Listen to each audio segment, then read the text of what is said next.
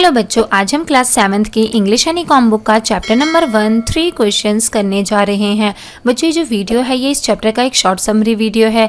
अगर आपको ये चैप्टर डिटेल में लाइन वाइज बिल्कुल अच्छे से पढ़ना है तो आप हमारे चैनल की प्लेलिस्ट में जाके वहाँ पे एक डिटेल्ड वीडियो पहले से अपलोडेड है, उसे देख सकते हैं। तो चलिए चैप्टर स्टार्ट करते हैं। बच्चों, ये कहानी शुरू होती है एक राजा से।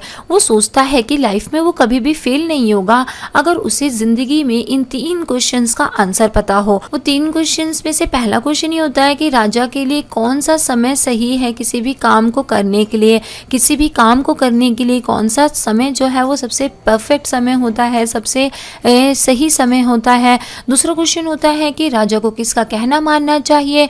और तीसरा क्वेश्चन होता है कि राजा के लिए कौन से काम हैं, कौन से महत्वपूर्ण काम हैं जो कि उसे ज़रूर करने चाहिए। तो इन क्वेश्चंस का जवाब राजा को क्योंकि चाहिए होता है, इसलिए राजा अपने मैसेंजर्स को, अपने दूतों को पूरे राज्य में भेजता है और कहलवाता है कि भाई जो इंसान इन क्वेश्चंस का आंसर अच्छा सा दे देगा तो राजा उसे बहुत सारे पैसे, मनी जो है वो एज अ गिफ्ट उसको देंगे। तो बहुत सारे लोग जो है राजा के पास आते हैं और अलग अलग तरीके के जवाब देते हैं। जैसे कि पहले क्वेश्चन के जवाब में कुछ लोग कहते हैं कि राजा को टाइम टेबल बना लेना चाहिए और उसको स्ट्रिक्टली फॉलो करना चाहिए और फालतू के जो भी प्लेजर्स हैं उनको राजा को भूल जाना चाहिए और इस तरीके से वो सही काम को करने के लिए हमेशा टाइम निकाल पाएंगे। और तो कुछ लोग कहते हैं कि राजा को मिनिस्टर्स का कहना मानना चाहिए, मिनिस्टर्स का एक काउंसिल बना लेनी चाहिए और वो लोग राजा को बताएंगे कि क्या काम करना है, कब करना है। तो कुछ लोग कहते हैं कि नहीं भाई, राजा के लिए तो बहुत सारे कुछ ऐसे काम भी होते हैं जो कि बहुत अर्जेंट होते हैं, तो राजा अगर मिनिस्टर से पूछने बैठेगा तब तो बहुत देर हो जाएगी और वो काम खराब हो जाएगा तब तक। इसलिए राजा को ना मैजिशियंस का कहना मानना चाहिए, क्योंकि मैजिशियन जो है वो फ्यूचर देख करके राजा को बता देंगे कि फ्यूचर में क्या होने वाला है और राजा को फिर पता चल जाएगा कि किसी भी काम को करने का सही समय कब है। दूसरा क्वेश्चन था बच्चों कि राजा को किसका कहना मानना चाहिए। तो कुछ लोग इसके जवाब में कहते हैं कि राजा को काउंसलर्स का कहना मानना चाहिए, अपने मंत्रियों का कहना मानना चाहिए। तो कुछ लोग कहते हैं राजा को पुजारियों का कहना मानना चाहिए। तो कुछ लोग कहते हैं कि डॉक्टर्स का कहना मानना चाहिए। वहीं कुछ लोग कहते हैं कि राजा को सोल्जर्स का, अपने सैनिकों का कहना मानना चाहिए। इस तरीके से सेकंड क्वेश्चन के जवाब भी जो है बहुत अलग अलग आंसर्स आते हैं। फिर थर्ड क्वेश्चन था बच्चों कि राजा को कौन से काम जो है जरूर करने चाहिए। तो कुछ लोग कहते हैं कि राजा को साइंस का काम करना चाहिए जिससे देश जो है वो तरक्की करे, जबकि कुछ लोग कहते हैं कि राजा को फाइटिंग का काम अच्छे से करना चाहिए ताकि दूसरे देश के जो लोग हैं उन पर आक्रमण करने से डरें और कभी भी कोई उन पर हमला करके उनको गुलाम ना बना सके। तो कुछ लोग कहते हैं कि भगवान की पूजा पाठ के जो काम है राजा को वो करने चाहिए, उनको प्रायोरिटी देनी चाहिए। तो इस तरीके से तीनों क्वेश्चन के अलग अलग आंसर पा करके राजा जो है वो बिल्कुल भी सेटिस्फाई नहीं होता, इसलिए वो किसी को अवार्ड भी नहीं देता। और फिर राजा सोचता है कि वो एक हर्मिट के पास जाएगा जो कि जंगलों में रहता है और बहुत ही सिंपल लोगों से मिलता है और बहुत सिंपल सी लाइफ जीता है।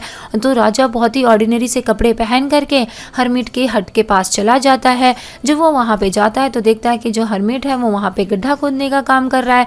तो राजा उससे बोलता है, राजा उसको बताता नहीं है कि मैं राजा हूँ। राजा एकदम ऑर्डिनरी से कपड़े पहन करके, एकदम आम इंसान की तरह कपड़े पहन के उससे मिलने गया होता है और उसने अपने जो घोड़े और नौकर हैं और बॉडीगार्ड हैं उनको दूर पे कहीं छुपा दिया होता है ताकि वो हर्मिट उन्हें ना देख पाए। तो राजा जब हर्मिट के पास जाता है तो देखता है हर्मिट तो यहाँ पे गड्ढा खोदने का काम कर रहा है अपनी झोपड़ी के बाहर। तो राजा उससे पूछता है कि भाई मैं आपके पास 3 क्वेश्चंस का आंसर जानने आया हूँ, कृपया आप मुझे उन 3 क्वेश्चंस का आंसर बता दें तो आपकी बड़ी मेहरबानी होगी।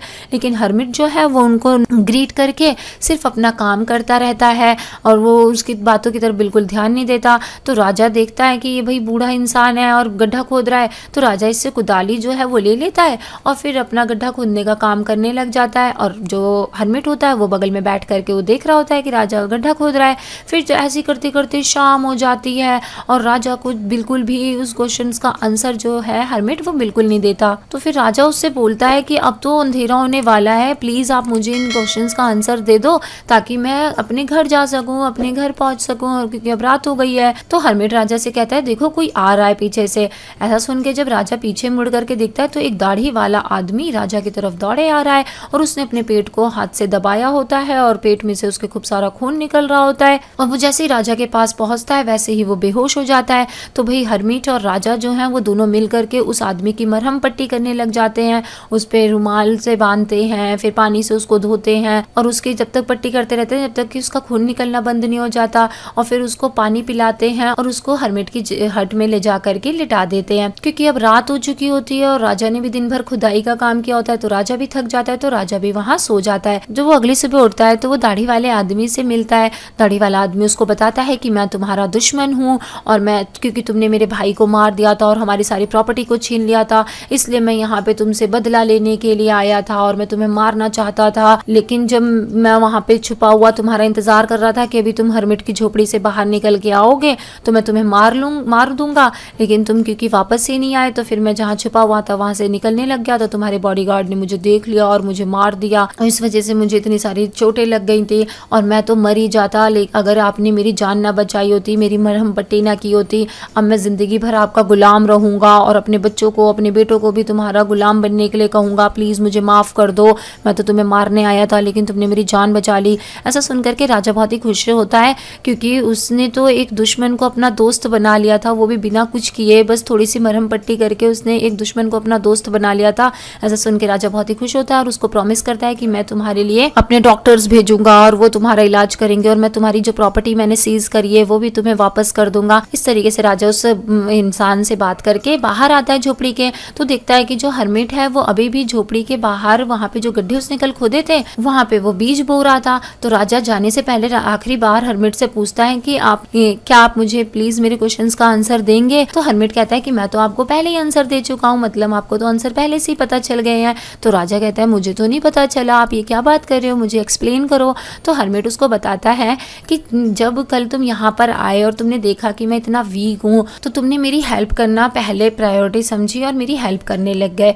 और फिर जब हमने देखा कि एक जख्मी आदमी वहां से चला आ रहा है जिसके पेट से इतना खून निकल रहा है, तो हमने जो खुदाई का काम है वो छोड़ करके उसकी मरहम पट्टी करना शुरू कर दिया और उसकी सेवा करनी शुरू कर दी। अब हमारे लिए जो इम्पोर्टेंट आदमी था और इम्पोर्टेंट काम था वो आदमी बन चुका था। मैं मेरी वीकनेस जो है वो सेकेंडरी हो गई थी और उस आदमी को प्रायोरिटी हम देने लग गए थे। और अगर आप उस आदमी की मरहम पट्टी ना करते तो वो फिर ऐसे ही मर जाता, बिना, वो आपका दुश्मन था और दुश्मन रह करके ही वो मर जाता, आपसे वो सुलह ना कर पाता, आपका दोस्त ना बन पाता। इसीलिए किसी भी काम को करने का जो सही समय होता है वो अभी का समय होता है। अभी जो आपको जो सबसे इम्पोर्टेंट काम लग रहा है, जिस प्रेजेंट सिचुएशन में आप हैं और उस समय जो आपको सबसे ज़रूरी काम लग रहा है वो काम आपको करना चाहिए और आपको सुनना उसका कहना चाहिए जो कि आपके साथ है उस समय में। फ्यूचर में आपके साथ कौन होगा, पास्ट में आपके साथ कौन था, इस बात से फ़र्क नहीं पड़ता। जो इंसान आपके साथ है उस इंसान की आपको बात सुननी चाहिए और अगर आपके साथ कोई नहीं है तो आपको खुद से डिसीजन लेना पड़ेगा कि आपको क्या करना है। और तीसरा क्वेश्चन आपका कि हमें कौन से काम करने चाहिए, तो हमेशा हमें दूसरे की भलाई का काम करना चाहिए, क्योंकि इसीलिए हमारा इस दुनिया में जन्म हुआ है। इस तरीके से वो हरमिट जो है वो राजा को उसके तीनों क्वेश्चंस का आंसर दे देता है। कहानी में आगे क्या हुआ बच्चों ये नहीं मेंशन है, हो सकता है राजा वहां से खुश होकर के और उस हरमिट को इनाम दे करके चला गया हो, या हो सकता है राजा उस जवाब को पा करके चुपचाप अपने घर चला गया हो, क्योंकि उसने तो हरमिट को बताया नहीं था ना कि वो राजा है। तो इस तरीके से कहानी जो है वो वहीं पे खत्म हो जाती है और कहानी का आगे क्या एंड हुआ ये नहीं मेंशन है। आई होप बच्चों आपको ये वीडियो अच्छी लगी होगी, तो प्लीज़ हमारी वीडियो को लाइक कीजिए और अगर आप हमारे चैनल पे नए हैं तो प्लीज़ हमारे चैनल को सब्सक्राइब कीजिए, साथ में नोटिफिकेशन वाला बेल ऑन कर दीजिए ताकि आपके चैप्टर्स और सिलेबस से रिलेटेड हम जब भी कोई नया वीडियो लेकर के आएँ तो वो आपके पास सबसे पहले पहुँच जाए। बच्चों इस चैप्टर में काफ़ी सारे डिफ़िकल्ट वर्ड्स आए हैं और साथ में इस चैप्टर के जो क्वेश्चन आंसर्स हैं उनको जानने के लिए आप हमारी वेबसाइट allsolve.in पर भी विजिट कर सकते हैं। थैंक यू वंस अगेन बच्चों, बाय बाय फॉर नाउ।